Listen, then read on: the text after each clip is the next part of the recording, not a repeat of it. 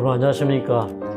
우리 주님의 크신 은혜가 우리와 함께 하시기를 간절히 바랍니다. 우리 옆 사람과 함께 사랑의 인사를 나누도록 하겠습니다. 그리고 우리 울릉도에서 우리 또 탐목사님 부부가 이번에 들어오셨는데 우리 부부에게 하나님의 기적 같은 은총이 임하시기를 바라는 격려의 큰 박수 한번 부탁드립니다. 네, 감사합니다. 우리가 성경을 어떻게 읽을 것인가? 항상 성경을 살펴봐야 됩니다. 하나님께서 세초부터 세말까지를 다 보시고 성경을 쓰셨기 때문에 하나님께서는 이 시대에 우리에게 이루어지는 현대적인 말씀을 항상 가지고 계십니다. 우리가 성경을 어떻게 읽느냐가 굉장히 중요하고 또 성경의 말씀의 빛을 통해서 세상을 보는 지혜를 갖는 것은 꼭 필요한 일입니다. 우리가 인생을 살아가면서 무엇을 위해 살 것인가, 어떻게 살 것인가에 대한 대답은 우리가 성경에서 우리의 삶을 발견하는 것입니다. 나의 삶을 성경에서 발견하는 것입니다. 나의 삶을 세상에서 발견하는 것이 아니라 말씀 속에서 성경에서.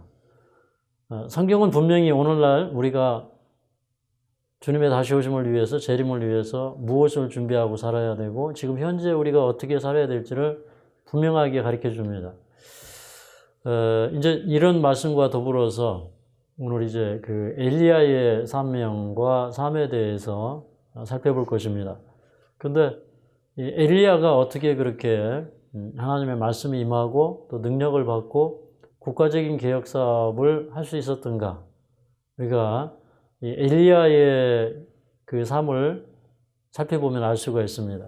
근데 이 엘리야는 말라기 4장에 보면 말세에 다시 보내시겠다고 말씀하셨어요. 그러니까 엘리야는 마지막 시대에 다시 옵니다.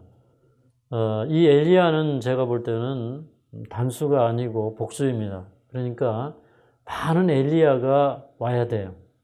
자기만 엘리야가 되는 것이 아니고 우리 모두가 다 엘리야의 사명을 가지고 있다는 사실이에요. 그게 오늘날 이 시대에 우리가 깨달아야 될 말씀입니다. 근데 이제 이 엘리야에게 임했던 그 힘이 어디서 왔느냐? 하나님의 말씀을 깨닫는 데서 왔습니다. 우리 먼저 신명기 28장에 있는 말씀을 보겠습니다. 신명기 28장 구약성경 305쪽입니다.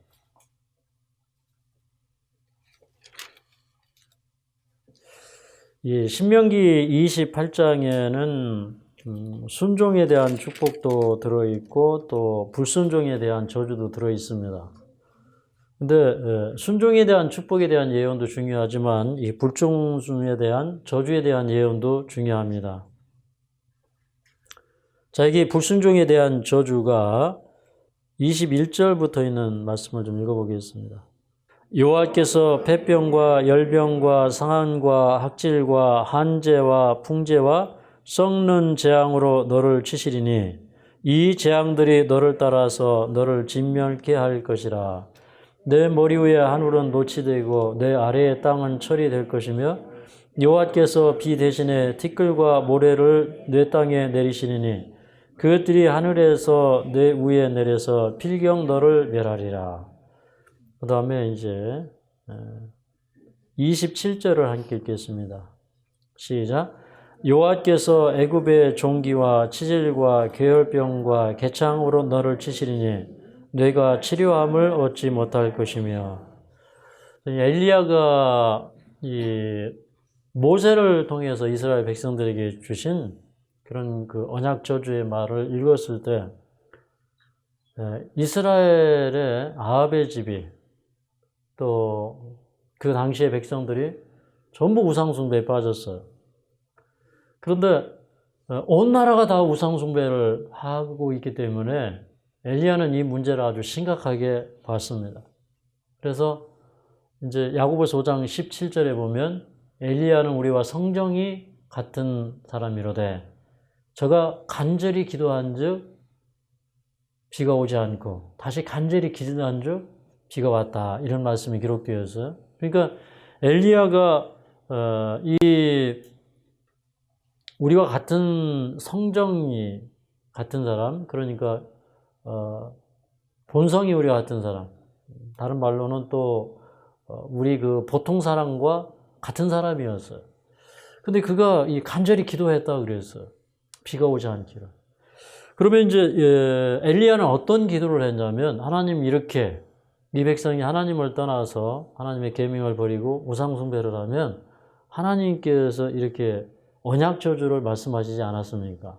그러니까 이 백성들에게 좀 하나님께서 그 신명기 28장에 있는 그 저주를 좀 내려서라도 이 백성들이 좀 깨도록 도와주십시오. 그렇게 기도하는 사람이었어요. 그래서 이제 이 엘리야가 신명기 28장에서 본 것이 뭐냐면, 여호와께서 비 대신에 티끌과 모래를 내 땅에 내리시리니 그것들이 하늘에서 내 위에 내려서 필경도를 멸하리라. 요즘에 보니까 이 중국발 뭐가 많이 옵니까? 미세먼지, 뭐 초미세먼지. 여기 보니까 나와 있습니까? 티끌과 모래를 내 땅 위에 내리시리니 그렇게 얘기했어요. 그러니까 이거 황사 이런 게 오는 겁니다. 근데 이 황사가 왜 발생이 되냐면 23절에 보니까 내 머리 위의 하늘은 노치되고 내 아래의 땅은 철이 될 것이며 그렇게 얘기했어요. 그러니까 하늘이 노시되고 땅이 철이 된다는 건 뭐예요? 하늘에서는 하늘이 닫혀져서 비가 오지 않고 땅은 황폐화되는 것입니다. 비가 오지 않아서. 이 말씀을 이제 엘리야는 깊이 깨달은 거예요. 여러분, 우리가 하나님의 말씀을 진짜로 깨닫고 있다면 하나님의 말씀대로 될 것을 믿을까요? 정말로 믿습니까? 뭐 황사가 오고 미세먼지가 와고 그래도 뭐 황사가 오나 보다, 뭐 초미세먼지가 일어나나 보다 그러고 있잖아요. 근데 저는 이런 이 마지막 시대의 징조가 성경에 기록된 것이 너무 기가 막히지 않습니까? 그러니까 자꾸 성경 속으로 들어가서 성경이 이 세상을 어떻게 말씀하시는가, 성경이 이 세상을 어떻게 보는가, 이걸 우리가 중요하게 생각하게 되는 게 아니겠습니까? 맞습니까?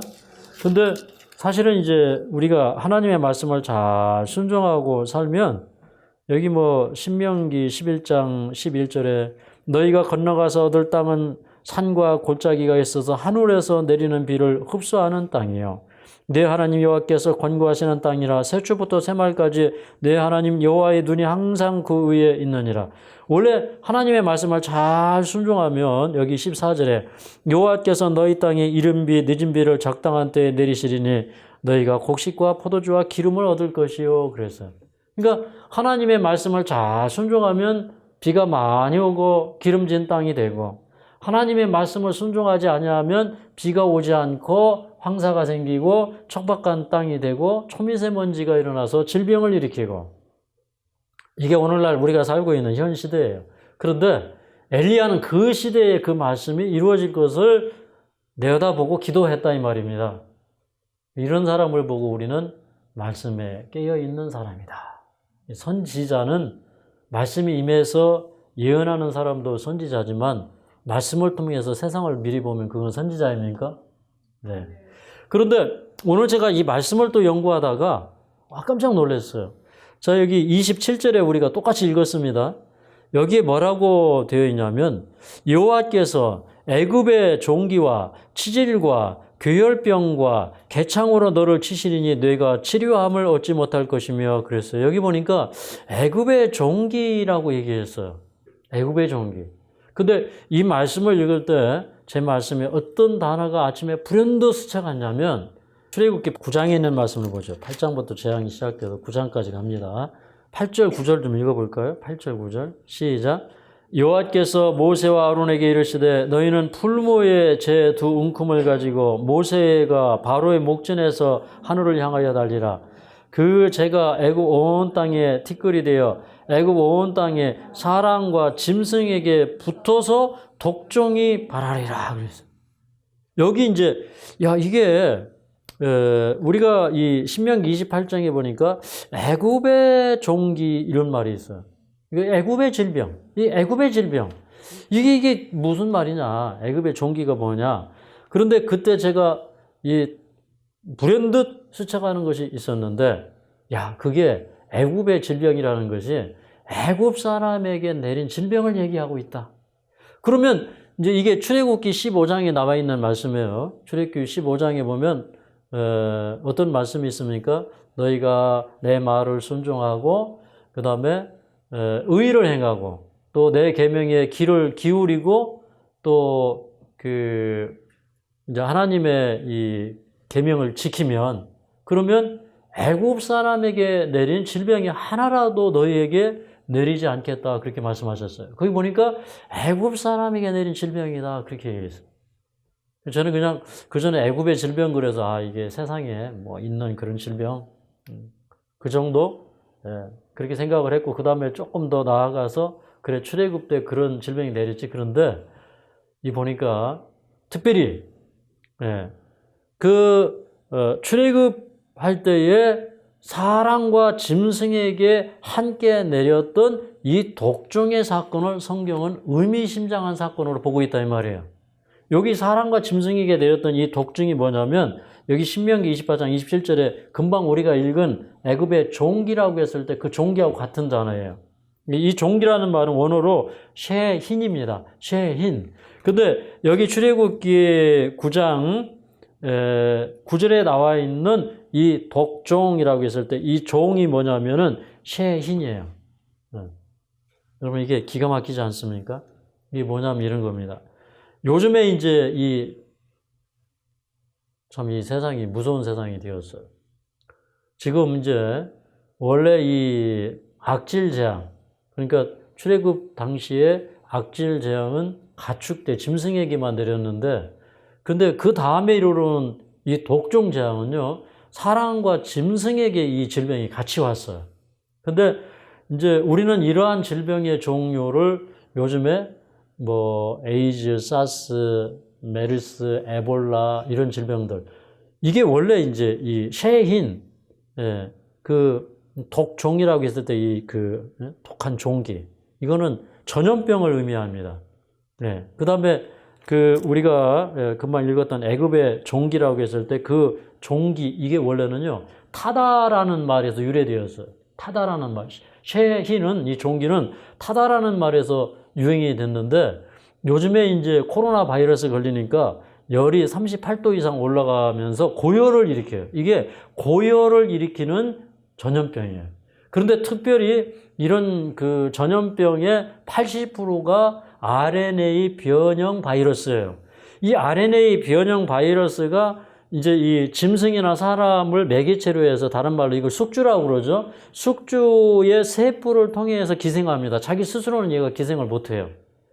그렇기 때문에 이제 사람과 짐승의 이 숙주를 이용하고 이게 짐승에게 그 가지고 있는 이 질병이 이게 사람에게 이렇게 오는데 이 DNA 유전자보다 RNA는 변형이 쉽게 되기 때문에 수많은 병종들을 만들어내면서 계속 이 사람에게 짐승에게 이게 이 병이 왔다 갔다 하면서 계속 이게 문제를 일으키고 있어서 지금 우리는 대재난의 시대에 살고 있어요.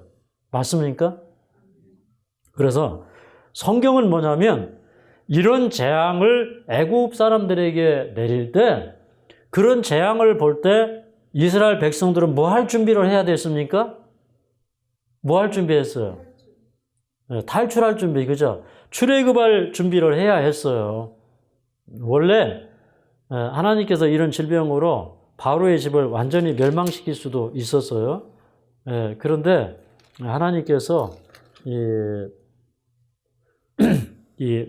그냥 바로에게 하나님의 능력과 하나님의 살아계심을 보여주기 위해서 그리고 아직도 기회를 주기 위해서 다 멸망치는 않았습니다. 저는 이제 이 말씀을 읽으면서 분명히 깨닫는 말씀이 있는데 다시 한번 우리가 얘기를 했지만 출애굽기 15장으로 가겠습니다. 출애굽기 15장 26절을 읽겠습니다. 가라사대 너희가 너희 하나님 나 여호와의 말을 청종하고 나의 보기에 의를 행하며 내 계명에 귀를 기울이며 내 모든 규례를 지키면 내가 애굽 사람에게 내린 모든 질병이 하나도 너희에게 내리지 아니하리니 나는 너희를 치료하는 여호와임이니라. 여기 보니까 너희는 이런 질병 안 걸릴 거야 했을 때, 그 질병을 뭐라고 했냐면, 애굽 사람에게 내린 모든 질병이다. 그렇게 얘기했어요. 애굽 사람에게 내렸던 질병은 딱 악질하고 독종 두 가지였어요. 출애굽할 때. 하나님께서 재앙으로 부신 그 재앙을 얘기하는 거예요. 그래서 내가 애굽 사람에게 내린 모든 질병이 하나도 너희에게 내리지 아니하겠다. 뭐 그런 이제 악질, 독종류에 속하는 많은 질병들이 있죠. 그런데 특별히 어떤 재앙이냐면 지금 읽었지만 쇠흰. 이게 뭐라고요? 종기. 이게 타다라는 말에서 유행됐어요. 오늘날 이 말은, 이 쇠흰은 전염병을 얘기하는 겁니다. 지금 전염병이 돌고 있다는 말이에요, 세상에. 그러면 여러분, 신명기 28장에 그 말씀이 이게 참 그냥 이해된 말씀이 아닌 것 같아요. 오늘 제가 말씀을 보면서 하나님께서 또 오늘 새로운 기별을 저에게 깨우쳐 주시는구나 하는 생각을 갖게 되었는데 이게 딱 맞는 말씀 아닙니까? 여러분, 이 인류의 역사 동안에 흑사병이나 이런 것들도 우리가 좀 그 연구를 해봐야 되거든요. 그런데 이제 어쨌든 이제 이런 그 흑사병도 뭐 RNA 변형 바이러스인지 이건 이제 모르겠어요. 그것까지는. 그런 병도 이제 우리가 좀 연구를 해봐야 되는데, 근데 그 인간의 생명을 심각하게 위협하는 그런 질병들이 과거에는 거의 없었어요. 맞습니까? 6,000년 역사에서 그런 질병들이 거의 없었어요. 근데 신명기 28장에 보니까 이런 질병이 일어나겠다. 이런 전염병이 일어나겠다. 특별히 사람과 짐승의 경계를 헐어버리는 그런 질병들이 일어나겠다. 그래서 사실 레위기 11장 19절에 보면 이번에 코로나 바이러스는 숙주가 뭐였다고요? 그 발병 원인지가 어디였다고요? 박쥐. 박쥐의 몸에서 나온 RNA 변형 바이러스였는데 레위기 11장 19절에 보니까 박쥐 먹어라, 먹지 말라. 먹지 말라. 그 다음에 이제 제가 이 말씀을 보면서 또 하나 깨달은 게 있습니다. 우리 레위기서 11장으로 다시 가보겠습니다. 레위기서 11장 44절부터 45절까지입니다. 레위기서 11장 44절부터 45절. 자, 함께 읽습니다. 시작. 나는 여호와 너희 하나님이라. 내가 거룩하니 너희도 몸을 구별하여 거룩하게 하고 땅에 기는 바 기어다니는 것으로 인하여 스스로 더럽히지 말라. 나는 너희의 하나님이 되려고 너희를 애굽 땅에서 인도하여 낸 여호와라. 내가 거룩하니 너희도 거룩할지어다. 저는 이제 그 이스라엘 백성들에게 율법을 주셨고, 그 다음에 그 율법을 지킬 때 그 율법이 어떻게 적용되는지 그런 신뢰들을 쭉 설명한 것을 우리는 율례라고 얘기할 수 있고, 그 다음에 규례라고 하는 것은 절기나 규범이나 이런 그 절기 이런 행사들 있잖아요. 이제 이런 것들을 우리가 이제 규례라고 이해할 수 있는데, 저는 이제 처음에는 하나님께서 이스라엘 백성들에게 예방의학을 주셨다. 이걸 다른 말로는 이제 위생법칙이다. 이렇게 얘기해도 돼요. 레위기 11장, 12장, 13장, 14장, 15장, 17장. 그 다음에 레위기 또 7장에는 동물성 지방을 먹지 말아라. 동물의 기름을 먹지 말아라. 이게 이제 하나님 말씀이고, 레위기 11장에 짐승의 피를 먹지 말아라. 그러니까 부분적으로 육식을 허락해 주시지만 뭐는 먹지 말아라? 레위기서 7장에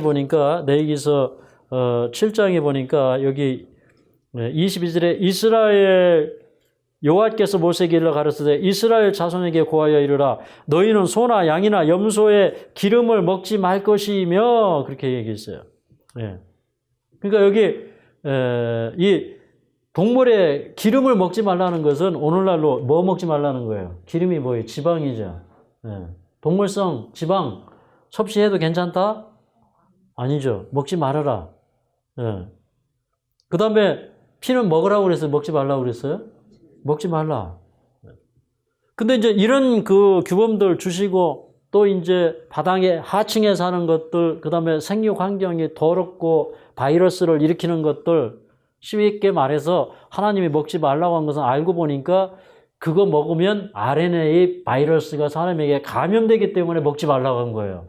아멘입니까? 여러분, 하나님 말씀 버릴 거 있어요, 없어요? 하나님 살아계십니까? 이렇게 병이 창궐한 시대에 하나님께서 한 말씀 하십니까? 이미 오래전에 해놨어요. 오늘날 사는 우리를 위해서. 그래서 저는 이제 이거는 규례나 율례의 차원이 아니다. 내가 거룩하니 너희도 거룩하라. 예.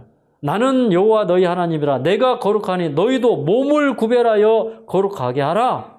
너희 몸은 하나님이 거룩한 영이 거하시는 성전이다. 그래서 우리 몸을 성전 개념으로 설명하셨어요. 이거는 율례 그 이상의 것이에요. 맞습니까? 그래서 우리가 출애굽기 15장에 읽었지만 너희가 내 말을 청중하고 의를 행하고 내 계명에 귀를 기울이고 그 내 율법을 너희가 지키면은 애굽 사람에게 내린 질병의 하나라도 너희에게 걸리지 않게 해주시겠다. 나는 너희를 무엇하는 여호와니라? 치료하는 여호와니라. 제가 이제 이 말씀을 읽으면서 깨달은 게 있어요. 아까는 보니까 여기 이제 그 애굽의 종기 이런 것들은 치료함을 받지 못한다 그랬어요. 근데 여기 또 뭐라고 했냐면 나는 너희를 치료하는 여호와라 그랬어요. 저는 이런 생각을 확실히 갖게 되었어요.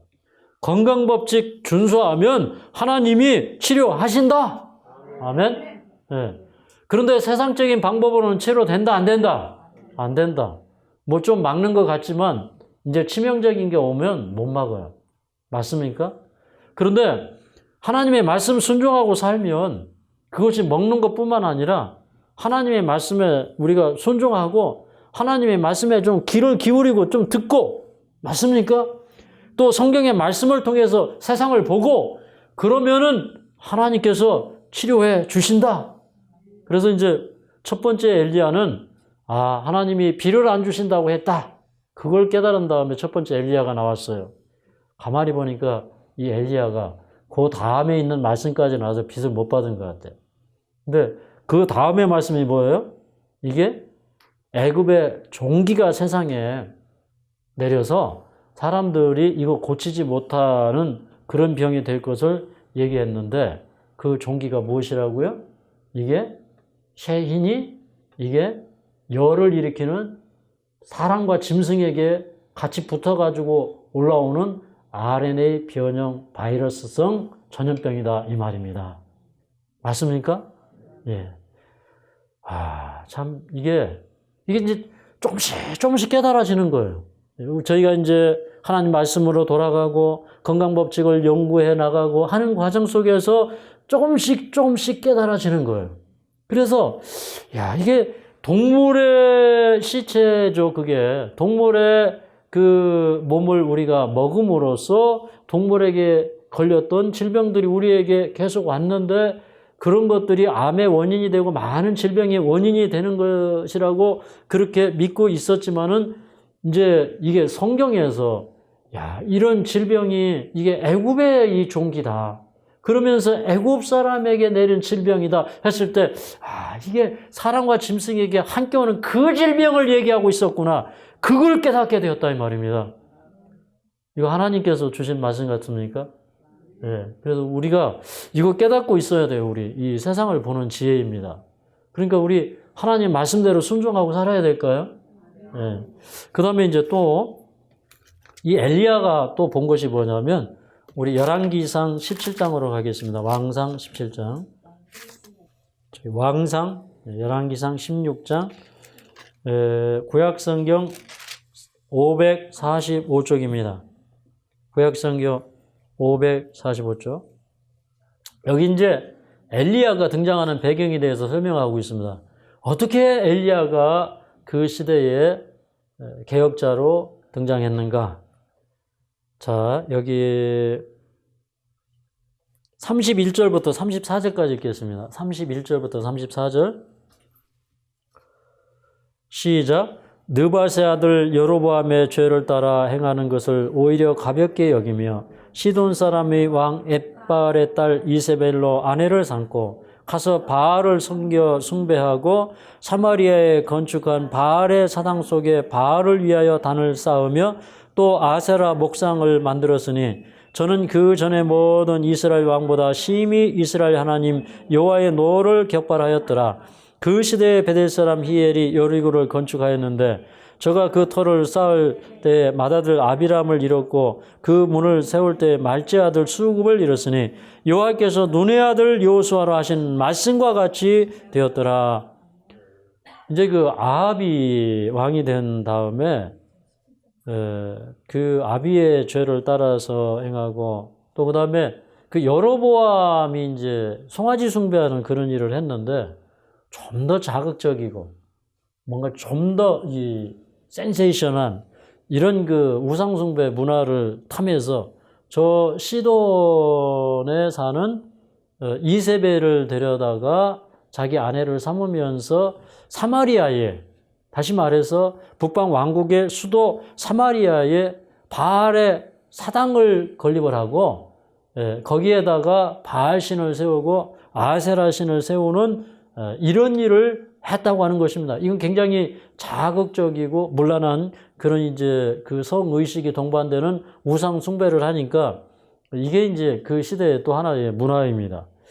그런데 이렇게 온 나라가 우상 숭배로 기울어갈 때 그런 때 꼭 그런 시대를 깨우는 살아계신 하나님의 역사는 일어나게 되어 있습니다. 그런데 이제 원래 이제 이 시대를 바라보고 있었던 사람이 엘리야예요. 엘리야는 이제 여기 17장에 보면 이 사람은 길르앗 사람입니다. 길르앗. 여러분 우리가 지도에서 보면은 에덴 동평쪽으로 이렇게 길르앗 산지들이 쭉 있어요. 길르앗은 뭐 해발 한 450에서 한 600대 정도 그런 뭐 이런 그런 곳도 많지만 그런 구름 같은 그런 것도 많지만 뭐 해발 900, 1000 이렇게 넘는 이제 그런 고지대도 있습니다. 그런 거 읽을 때마다 꼭 저는 하늘마을이 생각이 납니다. 하늘마을이 어디에 있어요? 해발 700에서 한 800대 사이에 있습니다. 베들레헴은 해발 777m였어요. 예수님이 태어났던 것은 베들레헴은 유대 산지 중에 베들레헴은 777이었어요. 그래서 하늘마을이 700에서 800 이 범주에 이렇게 들어가 있는 것이에요. 저는 참 감사합니다. 근데 그 길르앗에 어디 이렇게 살다가 이렇게 이제 서편 이제 사마리아나 이제 그 지역에서 일어나고 있는 대도시에서 일어나고 있는 이 형편을 보니까 이 엘리야가 기가 막힌 겁니다. 참 마음이 아파요. 온 나라가 우상숭배를 하는 겁니다. 그런데 마침 하나의 흥미로운 사건이 일어나는데 여기 34절에 보니까 베델 사람 히엘이 일어나서 여리고를 건축하기 시작하는 겁니다. 터를 닦고 건축하기 시작해요. 그런데 600년 전에 하나님께서 여호수아로 말씀을 하셨는데 이 여호수아로 통해서 말씀을 하시기를 어떤 말씀을 주셨냐면 누구든지 이제 일어나서 이 여리고성을 재건을 하면 재건할 때 이제 장남을 잃어버리고 그 다음에 재건하고 난 다음에 이제 그 문짝을 달 때 이제 말제 아들을 잃어버릴 것이라는 말씀이 있어요. 근데 엘리야가 이렇게 보니까 정말로 터를 닦기 시작할 때에 말제 아들 수굽을 잃어버렸다 이렇게 기록을 하고 있어요. 근데 이제 보통 사람들은 공사를 하다 보면 무슨 생각을 해요? 원래 공사판에는 사망사고가 흔히 있는 법이에요. 맞습니까? 그런데 이제 이 성을 세우고 문을 다는데 말제 아들 수굽을 잃었다고 이렇게 기록되었어요. 근데 이런 겁니다. 여러분 이 세상에 어떤 일들이 일어나고 이 세상에 역사가 흘러가도 하나님의 말씀에 깨어있지 않는 사람들은 그냥 세상은 지멋대로 흘러가는 거예요. 그렇습니까? 그러나 하나님의 말씀이 깨어있는 사람은 말씀을 통해서 세상을 보는 거예요. 근데 이 엘리야는 무엇을 발견했냐면 여호와께서 눈의 아들 여호수아로 하신 말씀과 같이 되었더라. 그렇게 얘기하고 있어요. 이게 엘리야가 일어난 배경이에요. 그러니까 여호와는 살아 계십니까? 하나님의 말씀은 이것이 600년 전에 선언됐다 할지라도 그 말씀은 여전히 살아 계십니까? 네. 여러분 지금부터 3,500년 전에 이 애굽의 그 종기 그걸 이제 이 모세를 통해서 마지막 시대의 하나의 징조로 주셨는데 그런 일들이 일어난다고 하는 것은 여호와의 말씀은 살아계신다는 증거예요. 지금도 그 엘리야에게 그 능력이 되어주신다는 말씀이 아니겠습니까? 그런데 그럼 이제 이때 엘리야가 어떻게 하고 있었을까? 저에게 17장 1절을 읽어보도록 하겠습니다. 17장 1절을 읽습니다. 시작. 길르앗에 우거하는 자 중에 디셋 사람 엘리야가 아합에게 고하되 나의 섬기는 이스라엘 하나님 여호와의 사하심을 가리켜 맹세하노니 내 말이 없으면 수년 동안 우르가 있지 아니하리라 하니라. 여기 굉장히 중요한 단어가 있는데 이 엘리야를 뭐라고 하고 있냐면 길르앗에 우거하는 자 중에 디셋 사람 엘리야 이렇게 얘기하고 있어요. 여러분 이게 우거한다는 말은 그냥 거기서 한다는 얘기가 아니고요. 이거 자세하게 들여다보면 우거한다는 말은요. 타국민이 아니면 다른 지방의 사람이 이 다른 집에 가가지고요. 거기 체류하는 것을 우거한다 그렇게 얘기하는 거예요. 집을 빌려서 이제 체류하고 이런 것들을 우리는 우거한다 이렇게 얘기해요. 근데 원래 이 고향이 어디냐면 디셉이에요. 길르앗 산지 어디 이제 디셉이 있는 것입니다. 그래서 이제 디셉은 이제 오늘날 이제 아마 이런 곳이 디셉일 것이다. 이제 후보지에 오른 곳이 몇 군데 있어요. 근데 확실하게 여기가 디셉이다 이런 게 없어요. 그냥 엘리야는 별로 밝혀진 게 없어요. 성경에 어떤 사람을 소개할 때는 누구의 아들 집안도 좀 소개가 되고 이제 이렇게 하는데 이 사람은 그냥 디셉 사람이에요. 그러니까 엘리야는 이렇게 백그라운드가 이렇게 별로 얘기할 게 없는 사람이에요. 그래서 길르앗에 우거하는 자니까 여러분 이제 저 도시에서 지금 엄청난 일이 벌어지고 있어요. 그때 저는 이런 생각을 해보는 거예요. 이때 엘리야가 무엇하고 있었을까? 그런데 이 엘리야가 아합왕한테 가가지고 갑자기 나타나서 손을 번쩍 뜨고 하는 말이 앞으로 내 말이 없으면 수년 동안 우르가 있지 않을 것이요 하고 재앙을 선포하고 없어져 버렸어요. 근데 우리 야고보서 5장 17절에 보니까 엘리야가 간절히 기도해서 비가 안 왔다는 거예요. 그러면은 하나님께서 너 아합에게 가라 명령하시기 전에 엘리야는 그것을 놓고 기도하고 있었다 이 말이에요. 네. 그렇습니까? 간절히 기도했다. 간절히 기도했다는 얘기는 엘리야가 선포하기 전에 뭐 했다는 얘기예요? 기도했다는 얘기예요. 그러면 그걸 그냥 보고만 있었을까요? 엘리야가 그런 여호수아로 하신 말씀을 선포했을까요? 그 우상숭배의 그 결과에 대해서 경고했을까요? 그런데 이 사람은 무슨 제사장도 아니고 뭔가 좀 그걸 할 수 있는 급이 되는 사람도 아닌데 그냥 이 디셉의 시골 사람이 올라와 가지고 그거 도시 가까운 길르앗 산중에 어디에서 임시 거처를 마련해 놓고 거기서 도시에서 일어나는 일들을 보고 그것을 또 사람들에게 하나의 깨우는 사건이 되도록 경고하고 이런 삶을 살았다 이 말입니다. 오늘 제 마음속에 이런 생각이 들어요. 여러분 이 세상에 우리가 살고 있지만 다 알고 보면 타향살이에요. 맞습니까? 근데 사실은 이제 모세도 타향살이 하면서 역사가 시작된 겁니다.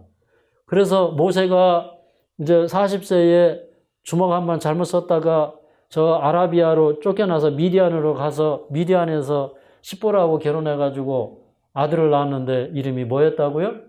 게르솜이라. 게르솜이 무슨 뜻이라고요? 내가 타향에서 객일이었다. 그래서 타향살이 몇 해던가 하고 맨날 뒷동산에 올라가서 노래 부르다 보니까 그러니까 이게 괜히 다양살이가 되는 게 아니다 이 말이에요. 그래서 그 장인을 도와서 양떼를 치고 그렇게 하면서 그가 그 광야에서 믿음으로 준비되잖아요. 근데 어쨌든 참 우리 인생은 뭐냐면 우리는 이게 우거하는 자예요. 네. 원래 우리 집은 어디에 있어요? 우리 고향이 어디예요? 하늘에 있어요. 우리 이 땅이 다 타향살이에요. 근데 그러니까 엘리야는 말입니다. 네. 그냥 그렇게 우거하는 자가 된 것이에요.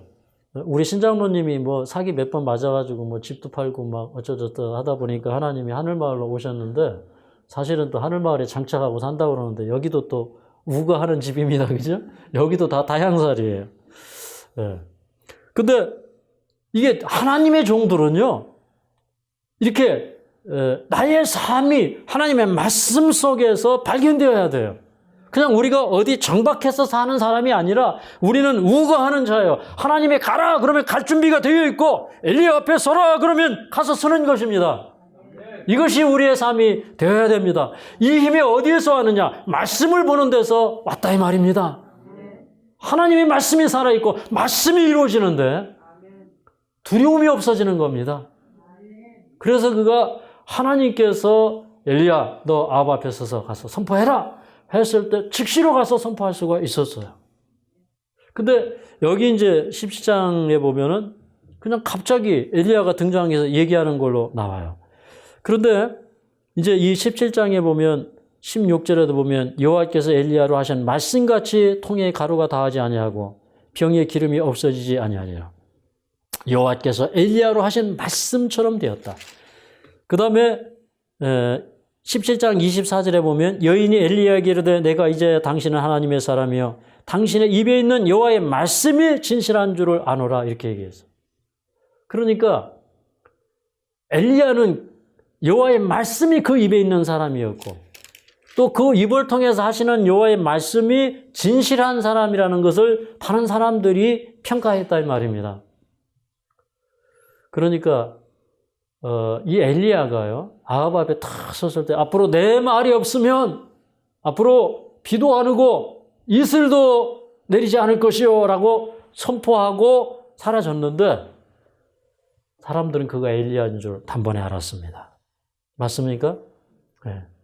그래서 엘리야가 그 재앙을 선포하고 사라졌을 때 우리 이제 그 이세벨이 여호와의 선지자들을 다 잡아서 죽이고 할 때 그 오바댜라고 하는 국내 대신이 아합 왕의 국내 대신이었던 오바댜가 그 선지자들을 50명씩 두 굴에 숨기고 떡과 물을 공급해서 살리는 그런 장면이 나오잖아요. 그러니까 이 시대의 이 분위기가 참 살벌한 분위기. 엘리야가 재앙을 선포하고 사라졌죠. 하나님께서 3년 반 동안에 이제 아합이 비를 내리고 뭐 이세벨이 풍요를 주고 그들이 창조주가 되었을 때 창조주는 바알이나 이세벨이 아니라 하나님이 창조주이다. 너희 한번 능력 있으면 비 내리고 땅에 산물 올라오게 해봐. 하나님께서 그 신들이 할 수 있는 기간을 3년 반 동안 준 거예요. 근데 그 신들은 할 수 없었어요. 근데 이세벨은 그 사건을 어떻게 몰고 갔냐면 저 엘리야가 이 신들을 화나게 해서 엘리야 때문에 우리 신들이 저주를 내리는 것이다. 이렇게 해가지고 그 사건을 무마시키려고 합니다. 그런데 이제 3년 반 동안에 비가 오지 않으니까 이제는 더 이상 이제 이 국가의 존립의 위협을 느끼는 거예요. 수많은 사람들이 굶어 죽는 거죠. 우리 이제 가을만 되면은 우리 저쪽 강원도 쪽에 그 불이 많이 나죠. 영동 지역에. 그래서 그쪽에 계속 해마다 거의 산불이 있어. 조금만 가물어도 산불이 나요. 근데 3년 반 동안 비가 오지 않았으니까 얼마나 많은 화재가 일어났으며, 네, 뭐 시냇가도 다 마르고 우물도 마르고 얼마나 처참했겠습니까? 그런데 다시 엘리야가 그런 모습을 보면서 이제 비가 오게 해달라고 기도하니까 하나님께서 비를 주실 때 그 비를 주시기 전에 먼저 하나님께서는 엘리야를 다시 컴백하십니다. 그래서 시돈의 과부집에 숨어있던 엘리야가 컴백을 해서 이제 돌아옵니다. 그리고 이제 길에서 국내에 대신 오바다를 만나서 이제 아합에게 가서 엘리야가 여기 있다고 해라. 그리고 그 아합에게 바알의 선지자들을 다 이끌고 그 다음에 백성들 이끌고 그 다음에 갈멜산 꼭대기로 오라고 해라. 그렇게 해서 이제 이 아합 왕이 이제 그 거짓 선지자들 바알의 선지자 450인, 아셀의 선지자 400인, 그 다음에 자기 군대들, 호위 부대들 다 이끌고, 그 다음에 이제 갈멜산으로 가죠. 그 다음에 엘리야가 거기서 혼자 맞서 있습니다. 엘리야가 담대히 선포합니다. 여호와가 만일 하나님이면 그를 쫓고, 바알이 만일 하나님이면 그를 쫓아라. 오늘날 너희가 섬길 자를 선택하라. 네, 그런데 백성이 아무 말도 못하는 거예요. 머뭇머뭇하고 있는 거예요. 그때 이제 이 엘리야가 제안을 합니다. 우리가 이렇게 제단을 쌓고 하나는 바알을 위한 제단을 쌓고 하나는 여호와를 위한 제단을 쌓고 불로 응답하는 신이 참신인 걸로 내기를 하자. 그래서 이제 내기를 하게 되는데 너희는 사람이 많으니까 너희가 먼저 하라. 그래가지고 이 사람들이 이제 거기다 돌단을 쌓고 그 다음에 또 뭐 재물을 또 각을 떠서 그 위에다 이제 송아지를 올려놓고 그 다음에 그들이 신의 이름을 부르면서 막 주문을 외우죠. 주문을 외우는데 아침부터 정오까지 계속 그들이 주문을 이루고 그 옆에서 이렇게 막 구슬하고 뛰어놀고 그러는데 응답이 없어요. 그래서 이제 엘리야가 조롱을 합니다. 여기 18장 27절에 보니까 너희 신이 지금 어디 묵상하나 보다. 또 어디 좀 잠깐 외출 나갔나 보다. 또 어디 뭐 길을 행하는가 보다. 혹시 잠자나? 좀 큰 소리로 깨워봐라. 뭐 이러면서 이제 조롱을 하니까 이 사람들이 막 피를 흘리고 자해를 이렇게 하면서 저녁 소제를 드리는 그 시간까지 막 구슬하고 뭐 광란의 이 짓을 하는데 그런데도 응답이 없어요. 네. 그래서 이제 그때 엘리야가 여기 18장 30절에 보면 엘리야가 이렇게 얘기합니다. 자, 여기 30절, 31절 읽겠습니다. 30절, 31절 시작. 엘리야가 모든 백성을 향하여 이르되 내게로 가까이 오라. 백성이 다 저에게 가까이 오매 저가 무너진 여호와의 단을 수축하되 야곱의 아들들의 지파의 수요를 따라 12돌을 제하니. 여기 보니까 이제 그 제단을 쌓는데 이 제단을 무엇을 가지고 쌓았어요? 이스라엘의 각 지파를 대표하는 12돌을 세워서 단을 쌓아요. 네. 근데 이제 이 말씀을 이제 우리 마지막 시대는 참 중요한 말씀으로 이제 여깁니다. 그러면 이 엘리야가 단을 쌓는데 이스라엘 각 지파를 대표하는 12돌을 가져다가 이제 이 제단을 쌓아요. 이게 이제 과거에 굉장히 중요한 언약을 상기시키는 그런 행동입니다. 자, 이제 이 언약에 대해서 우리가 좀 살펴보도록 하겠습니다. 이 12돌을 원래 취했던 그 역사는 우리 출애굽기 24장 4절과 7절에 보면 이 말씀이 있습니다. 출애굽기 24장 4절에서 7절. 여기 보면 이제 그 이스라엘 백성들이 이렇게 출애굽을 한 다음에 이제 시내산에 이르렀을 때 하나님께서 출애굽기 19장에 보면요 친히 강림하셔요. 친히 강림하셔서 이렇게 이 구름 속에서 그 율법을 반포하셨어요. 그리고 또 친히 그 율법을 돌 위에 기록하셔서 이스라엘 백성들에게 이제 주십니다. 그 다음에 이제 그 율법을 반포하신 다음에 이제 하나님께서 그 모세에게 이제 가서 이 백성들에게 가서 이제 물어보라고 합니다. 그래서 이 말씀을 하나님이 반포하신 말씀을 지킬 것인지 안 지킬 것인지 물어보라고 해요. 그랬더니 이 백성들이 뭐라고 대답을 하냐면 여호와의 명하신 모든 말씀을 우리가 준행하겠나이다. 그렇게 얘기를 해요. 여기 출애굽기 24장 3절에 보니까 그때 이제 그 이스라엘 백성과 하나님 사이에 그 언약을 세우기 위해서 여기 12지파대로 그 12지파를 대표하는 12기둥, 돌기둥을 세우고 또 그 다음에 화목제와 번제를 드리고 언약을 체결합니다. 그래서 이 12기둥을 세우고 이제 제사를 드리고 이런 것들은 우리가 하나님의 율법을 준행하겠습니다라고 하는 언약을 체결하는 것이어서 그러니까 이스라엘의 그 무너진 제단을 엘리야가 다시 회복한다고 하는 의미는 그들에게 뭐가 무너졌다는 거예요? 하나님의 율법이, 말씀이 무너졌다고 하는 것입니다. 그래서 이제 12돌을 다시 쌓는 것입니다. 자, 이사야 58장으로 가면 이런 얘기를 합니다. 이제 이사야 58장에는 이제 참된 금식에 대해서 얘기하면서 하나님의 백성들이 해야 할 사업에 대해서 얘기하고 있는데 이제 여기 6절에 보면 이제 그 6절, 7절, 8절 보면 뭐 의료 선교 봉사, 구호 봉사, 요양원 사업 이런 거 다 얘기하고 있는 거예요. 6절, 7절, 8절에.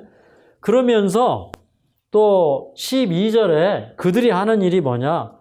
이제 이런 요양원 사업, 의료 선교 사업, 구호 봉사하는 사람들 이런 사람들이 하는 일이 어떤 사람들이 어떤 일을 하느냐? 자, 58장 12절 시작.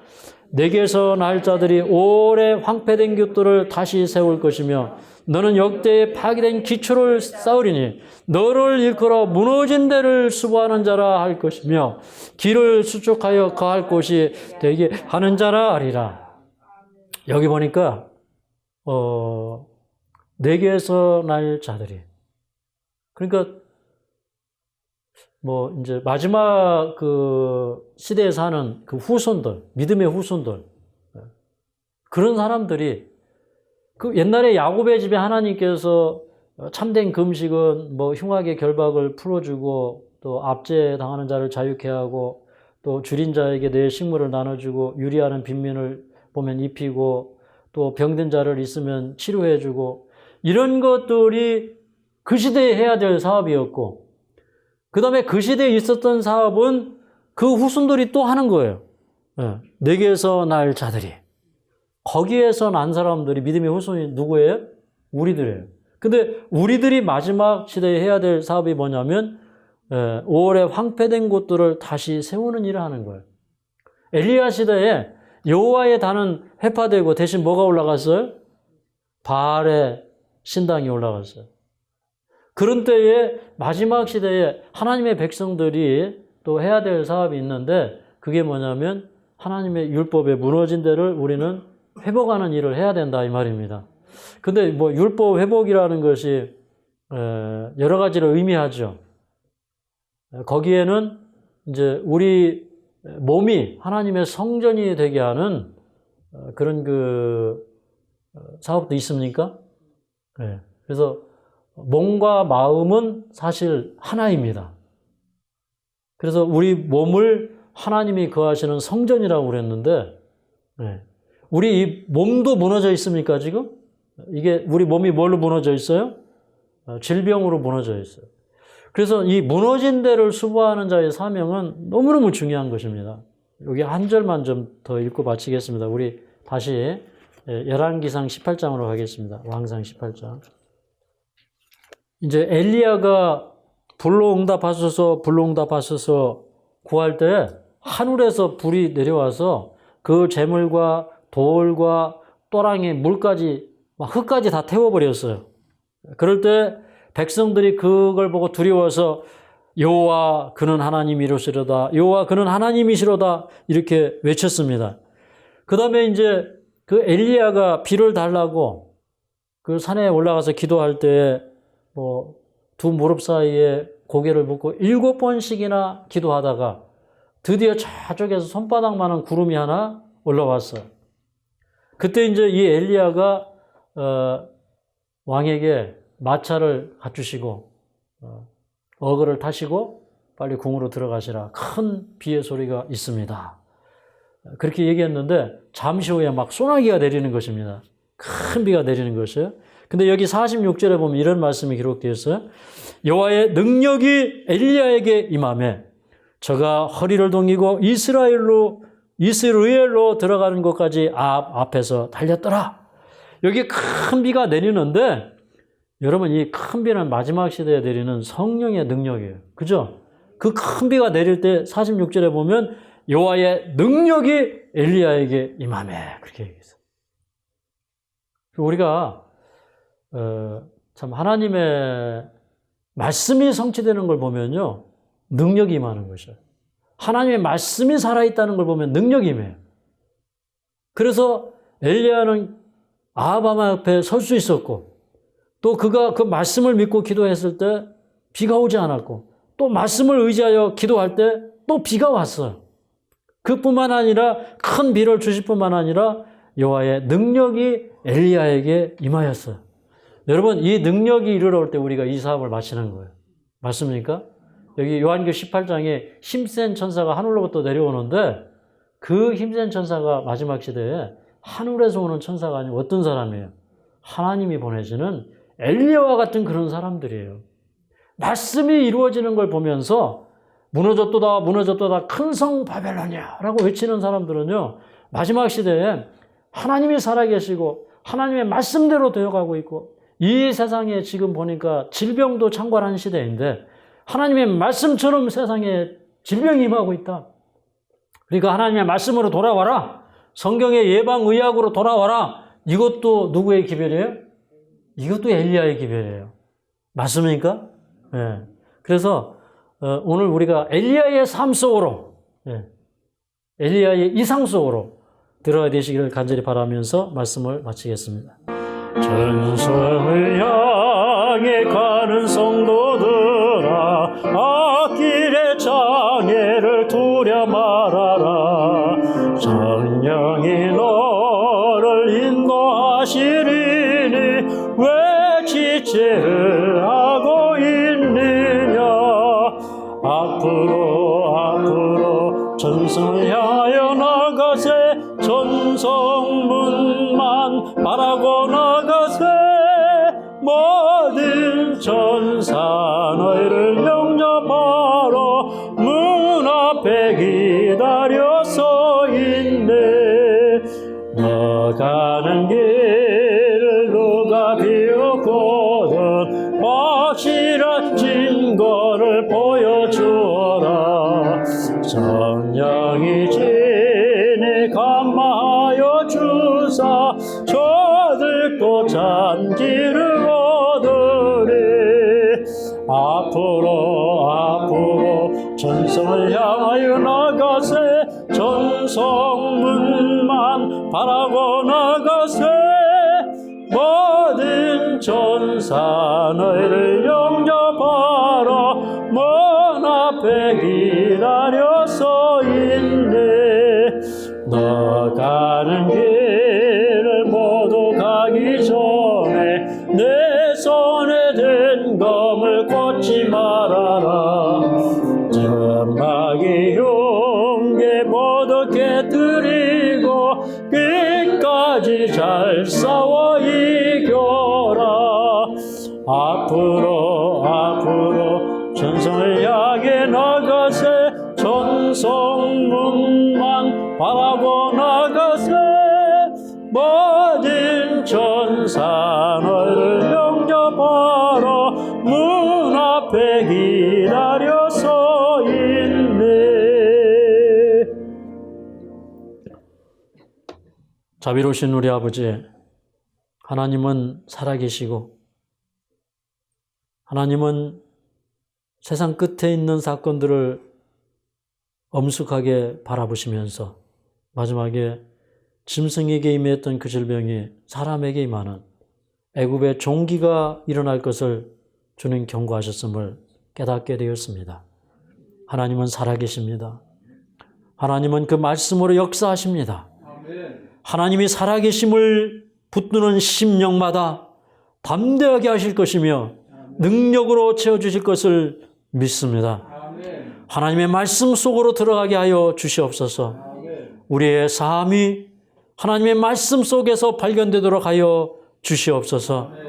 주님이시여, 오늘 이 전파된 말씀이 우리 심령에 살아있게 하여 주시옵소서.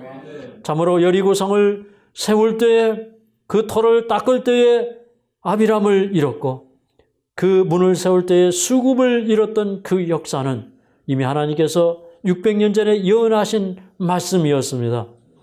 성경에는 아직도 성취되어 가고 있는 예언들이 많이 있습니다. 이런 말씀들을 바라보면서 주님, 우리는 이 말씀을 증거하는 자 되게 하여 주시옵소서. 길르앗에 우거했던 엘리야의 삶을 우리가 본받도록 도와주시옵소서. 하나님의 말씀을 전파하기 위하여 고향을 떠났던 엘리야처럼 아버지, 우리도 항상 떠날 준비하며 살도록 도와주시옵소서. 하나님의 말씀이 임하면 어디든지 갈 수 있는 저희들 되게 하여 주시옵소서. 이 마지막 시대에 엘리야의 심령과 능력을 가진 사람들을 주님께서 보내주시겠다고 말씀하셨사오며 그 능력과 심령을 가진 자들을 일으키신다 하셨사오니, 사랑하는 주님이시여, 우리가 다 그에 합당한 사람들 되도록 축복하여 주시옵소서. 오늘도 주의 말씀으로 살며 움직이며 약동하는 승리하는 세계 되게 하여 주시옵소서. 예수님의 이름으로 간절히 기도하옵나이다.